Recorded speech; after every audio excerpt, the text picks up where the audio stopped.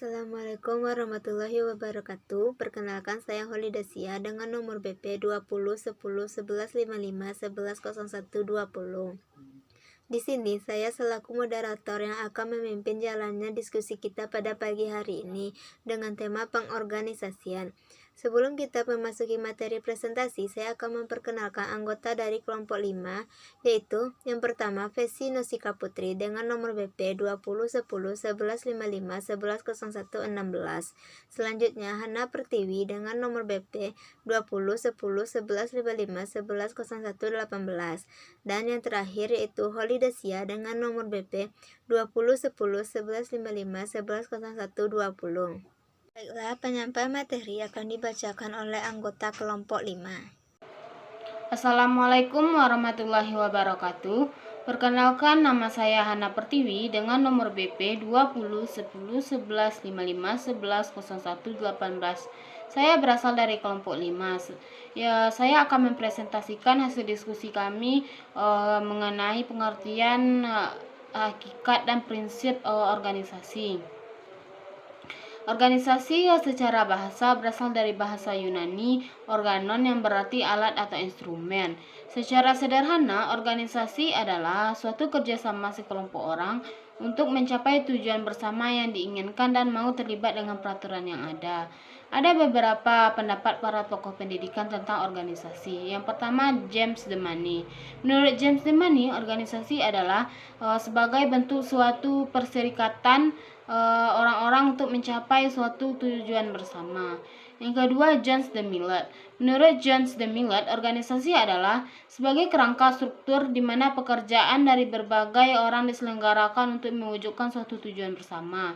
Yang ketiga, Herbert E. Simon. Menurut Herbert, organisasi adalah sebagai pola komunikasi yang lengkap dan hubungan lain di dalam suatu kelompok orang-orang. Yang keempat yaitu menurut Dwight Waldo. Menurut Dwight Waldo, organisasi adalah sebagai suatu struktur dari kewenangan dan kebiasaan-kebiasaan dalam hubungan antara orang-orang pada suatu sistem administrasi. Yang kelima yaitu Gibson. Menurut Gibson, organisasi merupakan wadah yang memungkinkan masyarakat mencapai hasil yang sebelumnya tidak dapat dicapai individu-individu secara sendiri. Istilah organisasi mempunyai dua pengertian umum. Yang pertama yaitu organisasi diartikan suatu lembaga atau kelompok fungsional, misalnya sebuah perusahaan, sebuah sekolah, sebuah perkumpulan, badan-badan pemerintahan, dan masih banyak lagi. Yang kedua yaitu merujuk pada proses pengorganisasian, yaitu bagaimana pekerjaan diatur dan dialokasikan di antara para anggota sehingga tujuan organisasi dapat tercapai secara efektif. Jadi dari pengertian-pengertian yang saya sebutkan tadi dapat kita simpulkan bahwa yang dinamakan organisasi adalah sekelompok manusia dengan tujuan individualnya masing-masing. Contohnya seperti gaji, kepuasan kerja, dan lain-lain yang bekerja sama dalam satu proses tertentu untuk mencapai tujuan bersama, seperti tujuan organisasi. Berdasarkan pengertian organisasi yang saya sebutkan tadi, dapat kita simpulkan bahwanya hakikat organisasi itu yaitu yang pertama, kumpulan individu-individu organisasi merupakan kumpulan orang-orang yang berserikat dalam kerjasama. Hanya sekumpulan manusia saja yang dapat dikategorikan sebagai organisasi. Yang kedua, memiliki tujuan. Kriteria kedua terbentuknya organisasi adalah memiliki tujuan. Walaupun terdapat sekumpulan orang, namun mereka tidak memiliki tujuan yang sama, maka tidak dapat disebut dengan organisasi. Yang ketiga, koordinasi. Setelah terdapat dua kriteria yang saya sebutkan tadi, agar memudahkan dalam pencapaian tujuan, maka perlu adanya pengkoordinasian. Pengkoordinasian ini merupakan kegiatan penting agar organisasi tersebut dapat terarah. Agar pengorganisasian dapat berlangsung dengan baik dan mencapai tujuan bersama dalam tata kerja yang baik, maka diperlukannya prinsip-prinsip organisasi di dalamnya, yaitu yang pertama, prinsip yang pertama yaitu masing-masing unit mempunyai kesadaran tinggi untuk sanggup menerima tujuan yang telah ditetapkan, sehingga semua kegiatan setiap unit diarahkan ke tujuan bersama tersebut. Yang kedua, pembagian organisasi ke dalam bidang atau unit harus diatur sedemikian lengkap, sehingga tidak ada satu unit yang mempunyai tugas yang sama dalam organisasi tersebut. Yang ketiga yaitu pembentukan struktur organisasi harus menggambarkan adanya satu perintah, adanya keseimbangan tugas antara unit, adanya kesederhanaan wewenang, dan tanggung jawab agar mengurangi span of control. Yang keempat yaitu struktur organisasi harus sederhana, agar jalur kerja dan jalur hubungan jelas dan tidak terlalu banyak orang yang terlibat dalam tanggung jawab. Keterlibatan orang yang terlalu akan membuat menghambat kerja dan suatu pemborosan. Selain prinsip-prinsip yang saya sebutkan tadi, ada juga prinsip pengorganisasian yang lain. Yang pertama, figur pemimpin dan tujuan yang jelas. Figur pemimpin ini dapat dikatakan sebagai prinsip dasar dalam organisasi, karena tanpa adanya pemimpin, maka sebuah organisasi tidak dapat berjalan dengan baik. Selain itu, sebuah organisasi harus mempunyai tujuan yang jelas. Tujuan dari sebuah organisasi merupakan prinsip dasar terbentuknya sebuah badan organisasi. Yang kedua, skala hierarki. Sebuah organisasi harus memiliki skala organisasi, yaitu sebuah tampuk kepemimpinan. Karena bagaimanapun sebuah organisasi tidak akan hidup tanpa sebuah kepala. Namun kepala saja tidak dibantu oleh badan lainnya tidak akan berarti apa-apa. Yang ketiga, pendelegasian wewenang kepemimpinan. Seorang pemimpin harus memiliki prinsip pendelegasian wewenang dalam menjalankan pekerjaannya. Karena bagaimanapun juga setiap manusia itu memiliki kemampuan yang terbatas. Oleh karena itu, pendelegasian wewenang mutlak harus dimiliki dalam sebuah organisasi. Pendelegasian wewenang dapat berupa pengambilan keputusan, mengadakan komunikasi dengan pihak lain, atau pengambilan tindakan tanpa harus konfirmasi dengan atasan terlebih dahulu. Yang keempat yaitu tanggung jawab semua pihak. Setiap organ dalam sebuah organisasi harus memiliki penanggung jawab penuh kepada seluruh pekerjaannya dan juga atasannya. Penanggung jawab ini harus diatur dalam prinsip organisasi mengenai kewenangan dan sanksi juga diberikan bila lalai bertugas. Yang kelima yaitu kejelasan pembagian tugas. Agar tujuan yang ingin dicapai kelompok dan atau organisasi terlaksana, maka setiap anggota harus melakukan aktivitas sesuai dengan porsinya masing-masing. Jika hal itu dilaksanakan dengan baik, maka tujuan dari perusahaan itu akan dicapai secara optimal. Yang keenam yaitu rentang pengendalian organisasi. Sebuah organisasi yang baik harus memiliki rentang pengendalian struktur pengorganisasian yang baik. Artinya jumlah bawahan dan staf harus dikendalikan oleh seorang atasan. Jadi perintah tidak memusat pada satu orang melainkan terstruktur dengan baik. Yang ketujuh yaitu prinsip fungsional dan pemisah. Prinsip fungsional harus dimiliki oleh setiap organisasi. Setiap anggota harus mempunyai tugas yang jelas mengenai tugasnya. Selain itu, bawahan harus mempunyai peran masing-masing dalam menjalankan tugasnya. Maka dari itu sebuah organisasi harus mempunyai prinsip pemisah sehingga orang akan bekerja sesuai dengan kapasitas masing-masing. Yang kedelapan yaitu keseimbangan. Keseimbangan adalah prinsip organisasi yang paling utama. Dengan adanya keseimbangan antara struktur organisasi secara efektif, maka tujuan dari organisasi itu sendiri dapat tercapai dengan baik. Yang terakhir yaitu prinsip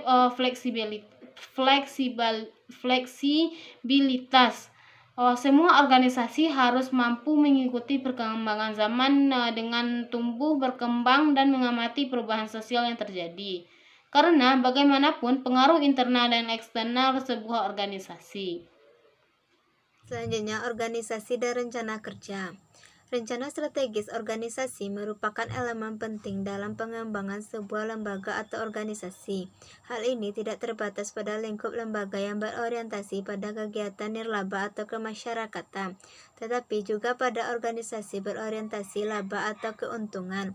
Organisasi secara prinsipil memiliki berbagai kesamaan meski dalam tujuan dan bentuk yang berbeda. Rencana strategis atau Renstra umumnya dikaitkan dengan sejauh mana sebuah organisasi bermimpi untuk mencapai satu tujuan. Tujuan pada konteks ini merupakan bagian dari tujuan umum pembentukan organisasi. Pada konteks ini, organisasi akan dihadapkan pada tujuan jangka pendek dan jangka panjang. Renstra akan menjembatani pencapaian sebuah organisasi baik pada jangka yang pendek maupun pada jangka yang panjang. Adapun pembagian dari rencana kerja yaitu 1. Menyusun misi organisasi. Misi menjadi salah satu kata kunci dalam pengembangan organisasi. Misi adalah bentuk sederhana dari keseluruhan cita-cita jangka pendek sebuah organisasi. Misi merangkum secara terperinci berbagai aspek yang ingin dicapai sebuah organisasi pada jangka waktu yang terukur. Misi meringkas visi. Makna yang lain, misi menurunkan visi ke dalam kerangka ideal capaian pada jangka yang lebih dekat, pendek, atau lebih mungkin dilakukan untuk atau sebagai proses pencapaian visi. Misi dinyatakan dalam sebuah pernyataan. Misi jangan dirangkum secara kompleks, melainkan secara jelas. Satu misi harus hanya berisi satu ide capaian. Misi merangkum keseluruhan rencana atau masukan aspek capaian secara global. Yang kedua, menyusun tujuan atau goals organisasi. Goals adalah tujuan dari misi. Jika misi menggambarkan tujuan besar pada organisasi, maka tujuan memperinci dan membatasinya dalam jangka yang lebih dekat. Sama halnya dengan misi, tujuan yang dirumuskan dalam pernyataan. Tujuan biasanya digambarkan dalam kalimat kerja yang aktif. Meski demikian, ada beberapa pendapat yang menyatakan bahwa tujuan baiknya ditulis tidak dalam kata kerja, yaitu menentukan sasaran atau objektif. Sasaran merupakan turunan dari tujuan. Dalam satu tujuan terdapat beberapa hal atau dimensi yang harus dicapai. Sasaran menjelaskan secara lebih terperinci apa yang dicapai pada setiap aspek. Sasaran menjembatani untuk mencapai beberapa tujuan mikro yang menghantarkan pada misi yang merupakan tujuan makro. Rencana kerja menjadi acuan rinci untuk memastikan misi, tujuan, dan sasaran bisa dicapai. Rencana kerja membuat rincian aktivitas yang akan dilakukan guna mencapai rincian-rincian tujuan. Rencana kerja perlu disusun untuk memastikan bahwa sebuah organisasi memiliki target spesifik dalam pencapaian. Ini akan mempermudah proses mengevaluasi dan memantau ketercapaian tujuan, sasaran, dan misi organisasi pada periode tertentu. D. Wewenang dalam perorganisasian. Wewenang adalah hak untuk memerintah orang lain untuk melakukan ataupun tidak melakukan sesuatu agar mencapai tujuan tertentu. Ada dua pandangan menjelaskan wewenang formal. Yang pertama itu pandangan klasik. Wewenang datang dari tingkat paling atas, kemudian secara bertahap diturunkan ke tingkat yang lebih bawah. Yang kedua itu pandangan penerimaan. Sudut pandang wewenang adalah penerima perintah, bukannya pemberi pemerintah. Pandangan ini dimulai dengan pengamatan bahwa tidak semua perintah dipatuhi oleh penerima perintah. Penerima perintah akan menentukan apakah akan menerima perintah tersebut atau tidak. Menurut Chester 1, seorang akan memenuhi perintah apabila dipenuhi 4 kondisi berikut. Yang pertama, dia dapat memahami komunikasi. Yang kedua, dia percaya bahwa pemerintah tersebut tidak bertentangan dengan tujuan organisasinya. Yang ketiga, perintah tersebut tidak bertentangan dengan kepentingan secara keseluruhan. Dan yang keempat, secara fisik dan mental mampu menjalankan perintah tersebut. Wewenang lini, staf, dan fungsional. Wewenang lini dimiliki oleh manajer lini yang mengambil keputusan untuk mencapai tujuan organisasi secara langsung. Dalam bagian organisasi, wewenang lini digambarkan oleh garis yang menghubungkan manajemen puncak sampai dengan ke manajemen yang paling tingkat bawah. Wewenang staf dilakukan oleh sekelompok orang yang memberikan jasa atau nasihat kepada manajer lini. Staf ahli biasanya merupakan istilah yang menggambarkan posisi tersebut. Staf ahli memberikan nasihat berdasarkan keahlian, pengalaman, atau riset dan analisis yang diperlukan termasuk bantuan pelaksanaan kebijakan, monitor, dan pengendalian. Wewenang fungsional.